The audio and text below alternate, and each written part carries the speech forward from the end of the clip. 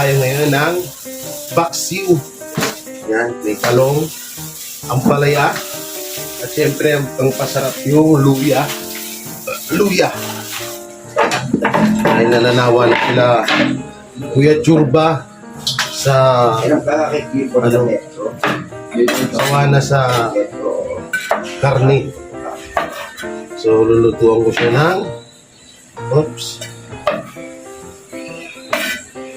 baksiw na bangos. Iba naman tong talong na to. Puro sira naman. Okay. Puro sira yung ating talong. The talonggis. The talonggis. Liver 20 ml. Tapos, delicious. Gagawin siya churba delicious. Hiwa-hiwain ang talong. Sa kabila. Yan, shoutout nga po pala dyan gala, sa Family Bubuli Lalagyan mo sa yung at sa mga patuloy na sumusuporta, ang sawang sumuporta, yung palaya, magulang na ho. Tapos, Magulang na ang palaya, guys. ano mang ipagket. Kaya, Kuha tayo ng kutsara. Uy! Kutsara. Baka nito. ganyan gusto Kutsara nito. delicious. Kulay. Pero na natin yung kuha natin yan. Kailangan yung sticker yan. Para mas masa. Kuhaan, diba? Pwede sa Yan. Medyo madilim-dilim na. Kuya na, dumilim lalo. 20 ml. Dumilim lalo ang paligid. Dito tayo. Para hindi dumilim ang paligid natin. Ito natin yung ilagay. Alright. Ano ba? Tapos. So, sila kuya kasi hindi pa nakakatikim ng luto ko yan. So, patitikimin natin. Sana magustuhan, no? Siyempre. At amoy sunog ang sinaing. Saan yung amoy sunog na yun? Parang wala naman nagsasaing. Ayun, meron nga. Ayun. Patrick lang. Kitang-kita ko sa camera ang pagsunog. Patrick. Ang pagsunog ni ate sa sinaing. Hindi ako nagsabi ito. Yan. Wala po siyang takas sa kanyang krimen na nagawa. Pagkatapos siya sunugin ang sinaing. Anong masasabi mo? Anong dahilan mo? Bakit mo sinunog ang sinaing? Para daw maluto na gusto. Anong tumulak sa'yo at bakit mo sinunog ang sinaing? Kasa na po din Paano kaya yun, no? Nagkakaso ka dahil sa sinunog mo yung sinaing. Paano kaya what if, no? What if kung what if na lahat ng gagawin mo ay makakasuhan ka, lahat ng maling gagawin mo ay meron lang aso, lakas ng tama mo no? Ha? Si Munding. Bakit? Ang babato. Yung babato? Nabatukan ka ni Munding. Sinunog mo daw kasi yung sinaing. Ako. Ikaw Munding ha. Binatukan si ate ni Munding. Sinunog mo daw kasi yung sinaing, te. Hindi mo siya nakain ng kanin eh. Ha? Hindi siya nakain ng kanin. Oo nga, hindi na nga siya nakain. Sinunog mo pa daw. Yayamanin niya si Munding. Gusto niya hilaw na karne. Ganyan po yung pusa ni Churba. Mayaman. Si Munding parang sinali. Tayo daw. Nakatulog siya kagabi. Inanok mo. Ilabas ko parang meron siyang Linisin na muna natin. Siyempre, case. kailangan natin linisin ng lababo. Yan. So wag to. Bumili ako ng rekado, hindi ko ginamit yung mga rekado nila dito. Kasi pangluto nila yan. Yan. Linis. Sila kay Churba, alis ata ngayon. Kaya kami lang may iwan dito. Pero saglit lang daw sila. May pupuntahan lang daw sila. So ako dito lang yun. So linisan natin ang gulay. Okay? Nakalimutan kong hiwain yung mga gulay muna. Hugasan ko na siya, hindi ko pa pala siya nahihiwa.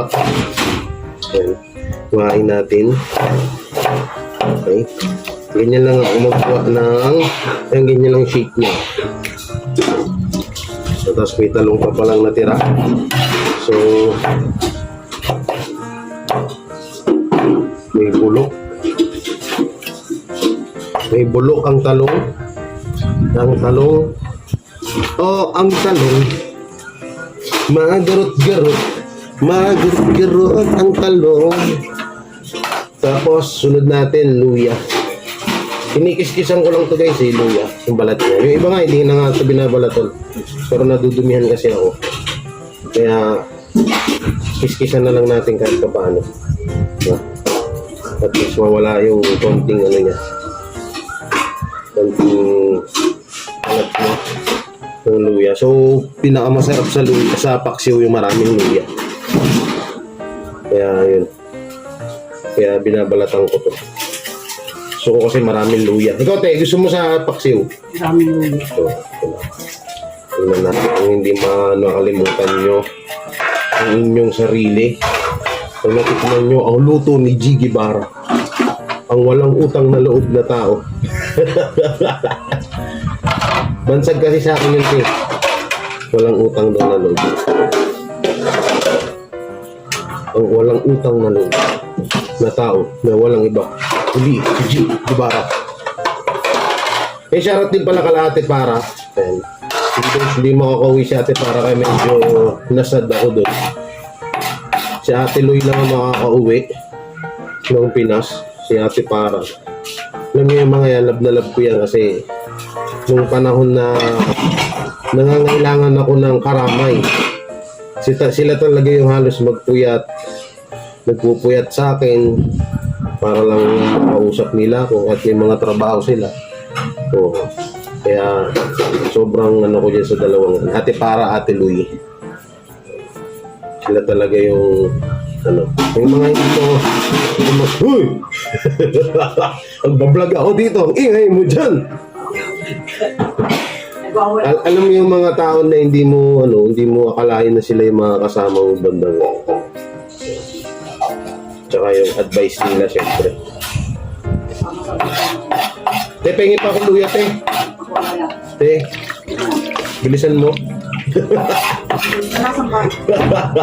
Ewan ko, nandyan lang yung sa tabi-tabi. Yun, bakong piranggot naman yan. Amo na yun, pukoy ka. Mas masarap maraming luya. Hanapin ni Kuya. Hindi yan. Hanapin doon ni Kuya Churbs. Pero okay na to. Pwede na to. Pagdagan lang natin ng konting luya. Sarap-sarap na to. Charap. O, baka kainin mo na naman yung karne, ha?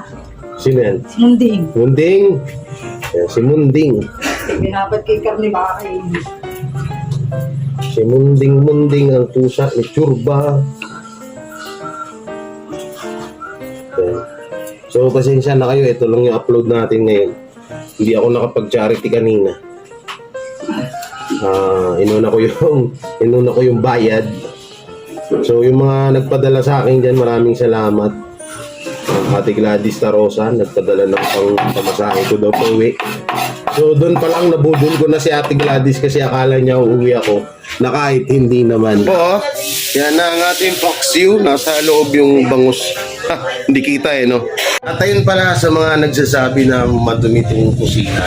Nagkakamali kayo. Napakalinis yan. Yung mga taong ba ng pila. Napakalinis ng restaurant dito ni Kuya Casey. Tsaka mabango. Yan. Kita niyo yan, no? Diba? Diba? Parang baro.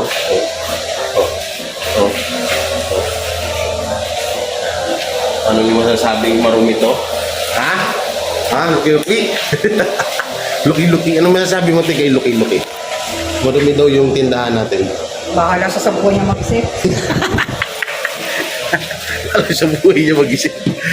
Ang tanong, may isip ba? Ayun ang Hindi pa patay na sinaing. sige. Patayin naman na.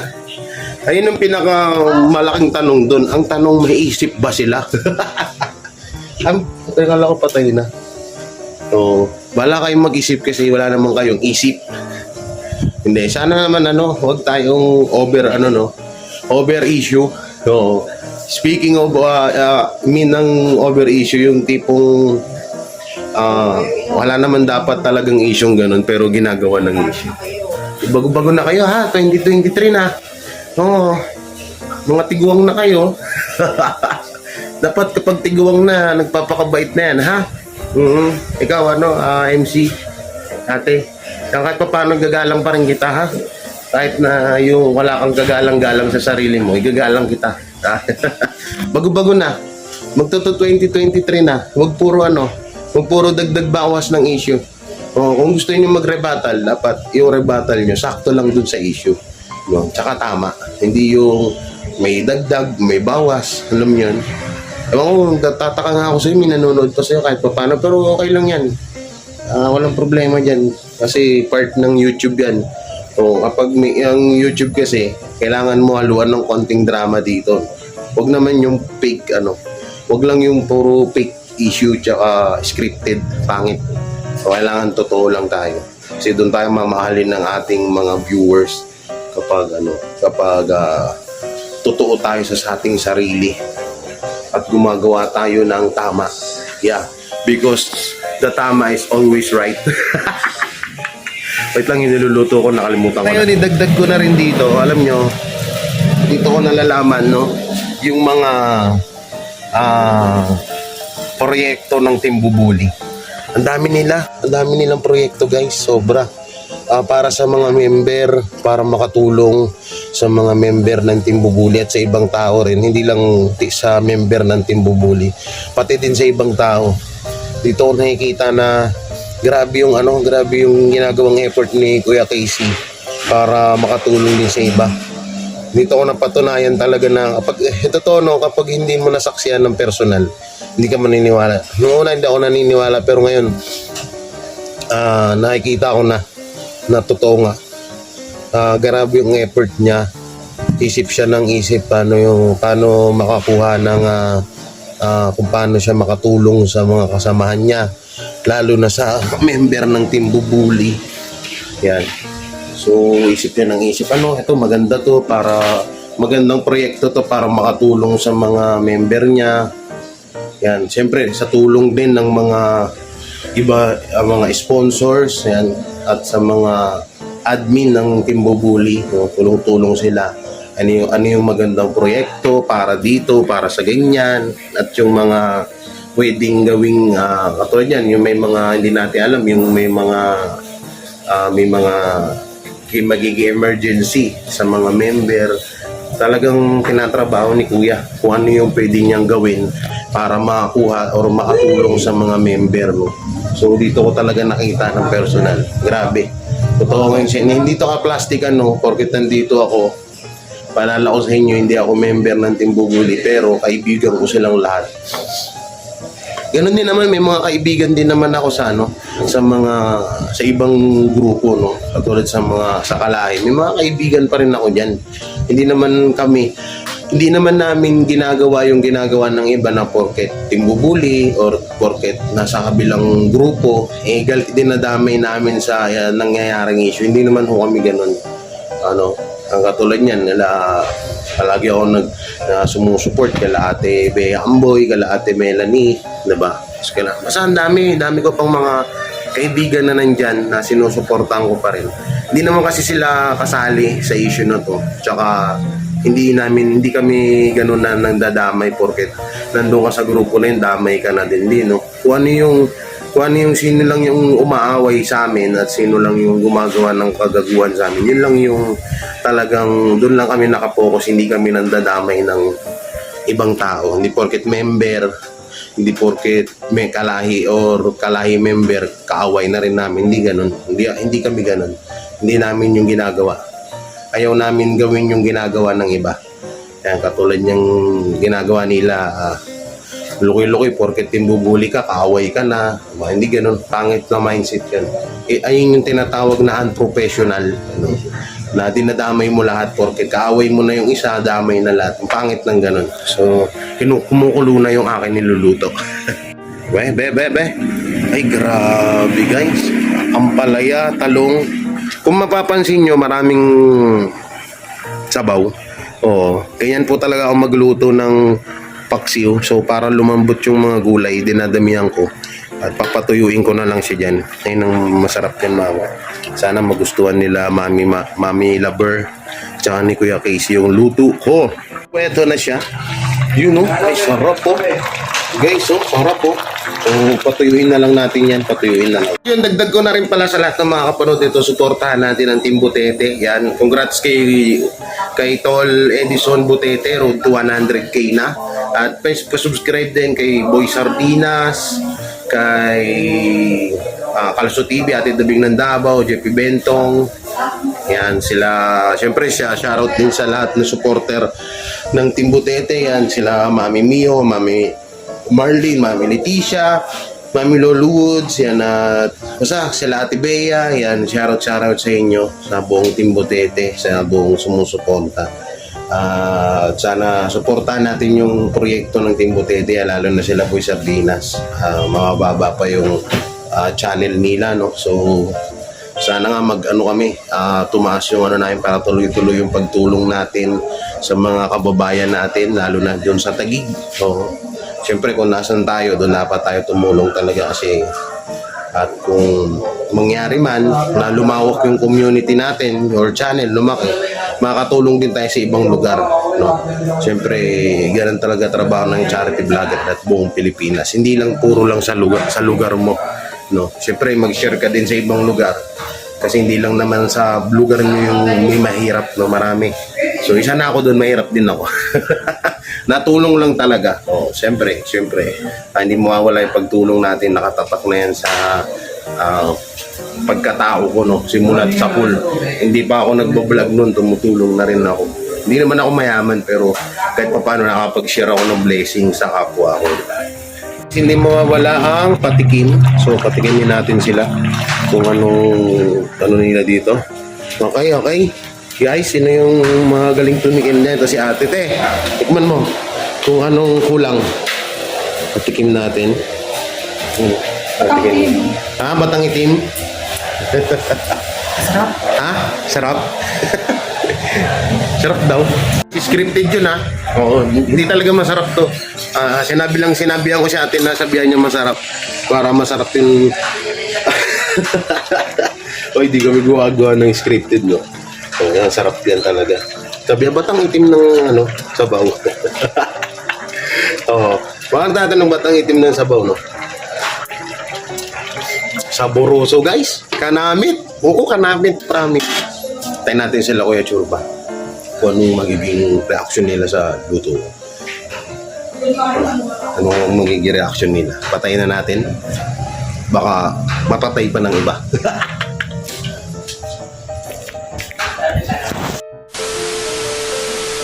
Tapos na kami kumain. So ngayon nabuboring ako. Hindi ko matapos-tapos yung vlog ko kasi nga wala pa sila Commander saka si Mami Lover. So dahil sa boring ko, ito muna yung gagawin ko, no?